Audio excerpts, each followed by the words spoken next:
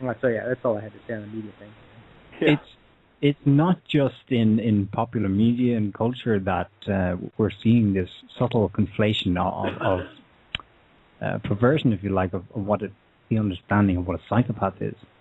There was a recent study, so this is in academia, we're seeing it too, a recent study done on past U.S. presidents where they took some of these psychopathic traits that are used in the manuals we discussed before, and they categorized the U.S. presidents based on this, based on ruthlessness, tough-mindedness, leadership qualities, charm, etc.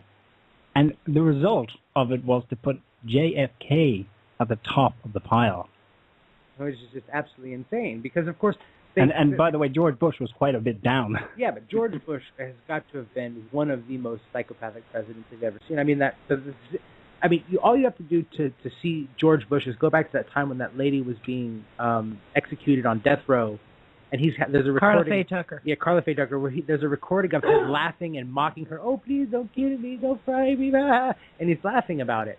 And it's like that was him dropping the mask. That was what the kind of person he was. Can you ever think of JFK doing something like that? What about him crawling around on his hands and knees looking for the weapons of mass destruction under the table at some kind of banquet? Oh yeah, not here, and I mean making fun of it. I mean he lied. He went over. He killed people. How many Iraqi casualties have there been now? There's 1.5 million. But yeah, that's a good point. He was at a Council of Foreign Relations talk, and he was making fun of the fact that they couldn't find the weapons of mass destruction, that they had launched a war to find, knowing that they didn't exist, and in the process they killed 1.5 million Iraqi civilians.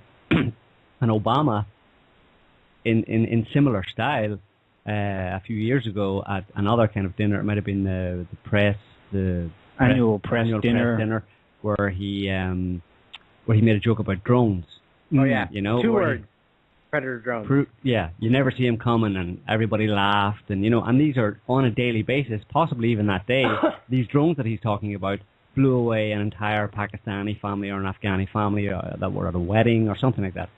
So it is quite subtle in a way, because ordinary people, non-psychopathic people, do make fun sometimes. Kind of the term operating room humor. Where you can make fun or laugh at something, make light of something that's normally quite grave. Yeah. So it is subtle, and that kind of thing that they do passes muster. But that's part of their mask. But that's part of their mask, exactly. And obviously they are, when you look behind the details, people who make light of certain situations with operating room humor, they're not going out, or they're not ordering anybody to go out and kill innocent civilians, whereas these people are. So it's always about looking at their actions more so than their words. I can't remember who was it. Oh yeah, it was Minnie Driver's character in Grosse Pointe Blank, who said probably one of the greatest lines ever is, people tell jokes about the horrible things they don't do. They don't actually do them. And she says it to the main character, who's a professional killer, and he told some jokes about it, and she said, I thought you were joking. He said, I wasn't. And she was like, people joke about the horrible things they don't do. They don't do them. And that's kind of like the quintessential explanation of a psychopath. Yeah, there are people who joke about that. But if, 20 minutes earlier you signed a paper that just killed, 10,000 people from some bomb drop, you joking about it is totally not cool. Okay, that's wrong. And it's totally different. And it's a totally different situation than somebody saying, well, yeah, there's horrible stuff going on. Anyway, so yeah. Yeah, Harrison. Yes. You mentioned this guy, Robert Dutton. Kevin Dutton? Sorry, Kevin Dutton. What's your take on him, and in terms of his motivation in writing this book? I mean, he said himself that he claims that his father was a psychopath. First of all, Harrison, before you answer, I just wanted for our readers just to explain a bit. Okay. So there's an author of a book named Wisdom of Psychopaths. The author's name is Kevin Dutton. He's a University of Oxford, England professor of psychology. And he wrote this book sometime late last year, and it's currently the bestseller, the go-to book on psychopaths. So it's getting a lot of press reviews, and seems to be getting a lot of promotion. In fact, it's popping up all over the place on the web. So, go ahead and answer the question there. Well, I got to say, first of all, that I haven't read the book. I've read some of his articles. so I don't know. I couldn't give a totally comprehensive view on him, but from what I've read, it appears just like what Laura was saying, that he's basically peddling disinformation. He's trying to present something that is really horrible as not so bad. So he's presenting all these traits of psychopaths, saying, the fact that they're fearless, that's good because, normal people, need to be fearless once in a while, or, it would be a good thing. And Martha Stout, in her review of the book, now she wrote a book called The Sociopath Next Door, which is a really good book on personal interactions with psychopaths, and it's just a really good introduction to the concept. And she wrote that in the entire book he mentions conscience in passing once or twice, and he never really talks about the main issue of psychopaths. He never really talks about the fact that they lack conscience. He never talks about the things that Jason mentioned, like what really goes on beneath the surface.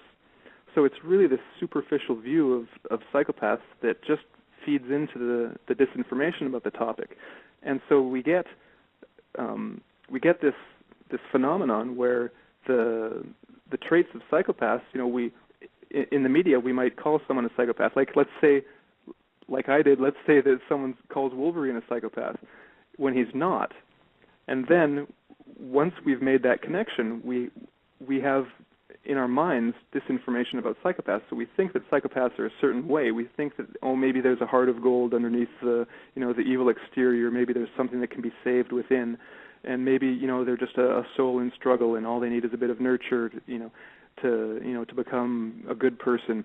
And really, that's totally untrue. And so that's basically the way I see Dutton's book, at least from what I've read of it, is that he's presenting these just totally pie-in-the-sky fantasies about psychopaths that just have no basis in reality, and get people to identify with and admire these traits in psychopaths, and in turn admire psychopaths, and to say that they're not so bad, when really the issue is completely different than the way he portrays it, and way more evil. Yeah, and I'd like to say something about that whole psychopaths are fearless. I mean, looking at the Ken McElroy kind of thing, which we've all kind of decided. We read that book in broad daylight, and it was made into a movie. And the psychopaths are only fearless when they think, either rightly or wrongly sometimes, that they are in a position of power over somebody, inordinate power where they can do whatever they want. They're not fearless, because when you see, them facing off with a crowd that recognizes them and they can't control anymore, all of a sudden they run and hide. Why do they run and hide? Because they do have fear. So psychopaths are not fearless. They're shameless, and they're unable, psychologically, mentally, from some brain dysfunction, whatever, of conceiving of failure and inadequacy in a situation, because they have such a low opinion of everybody around them. Oh, I'm so good, I'm going to go in here and manipulate these people, and they're so easy to control. And you see what happens when those people fail and they get discovered and the mask comes off, that they are not fearless at all. They are terrified, and that's why there's such this effort to bombard the population with propaganda about psychopaths, to twist it. This is why Lobachevsky describes how they went into all the libraries and took out all the books about that topic, because they are afraid. They're not fearless. I don't think it's fear. I think it's apprehension over losing food. I don't think it's fear in the same way we understand fear. I think it's I think it's rage, even anger. That somebody is clearly depriving them of their potential food by exposing them.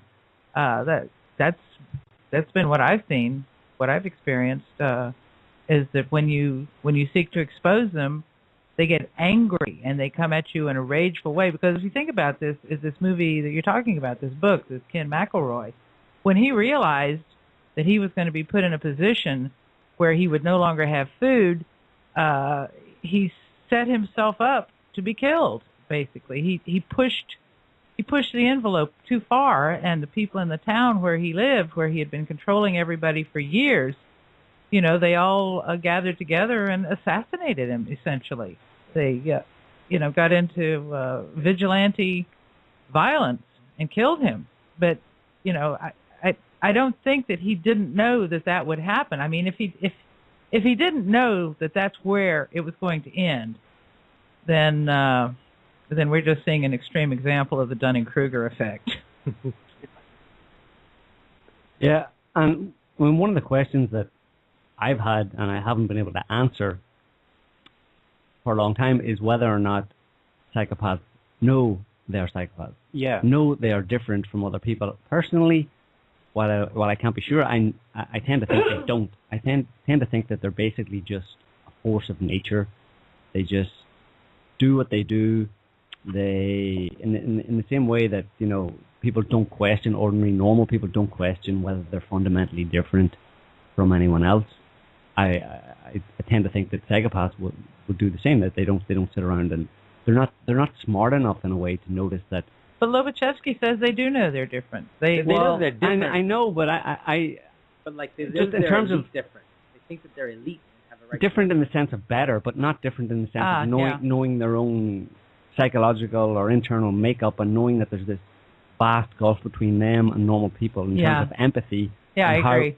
And, you know, and how we're going to use this then, you know. Well, they have no insight. Exactly. So, because there was always that kind of contradiction in a way, and the idea of them knowing that they're psychopaths and also having no insight and not really thinking long term, but basically just being reaction machines, destructive reaction machines, you know.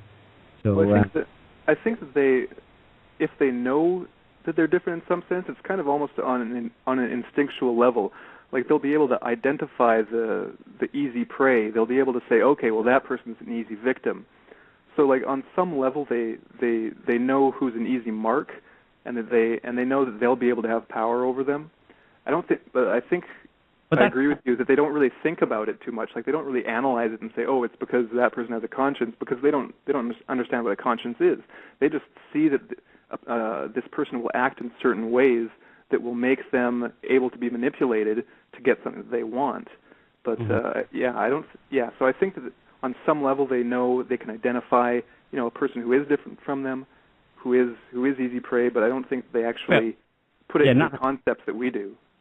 I wanna ask a question to all the listeners out there. Have any of you ever encountered or been involved with somebody who you really thought was cool, you really looked up to and admired, and then over time you realized that there was something really wrong, that their behavior was off, that their coolness, that their charisma was basically something that was oriented to getting their needs fulfilled at the expense of anybody else, and maybe they stabbed you in the back at some point in time. If anybody has had any experience like that, we'd sure like to hear about it. So give us a call. Yeah, feel free to call in and share your experiences, because it's in the direct experience of these kind of people that you really get to understand the nitty gritty of how they operate, and the little subtle ways that, or not so subtle ways that they go about their business. So, Harrison, just getting back to the topic of the effect that psychopaths in power have on the human population, you know, there's two pretty famous experiments that were conducted, I think, in the 70s. One is the Milgram experiment, and the other one is the Stanford prison experiment. Stanford prison experiment. And actually, before I get into that, someone appears to have responded to Laura's request, maybe. So we're going to take a call here.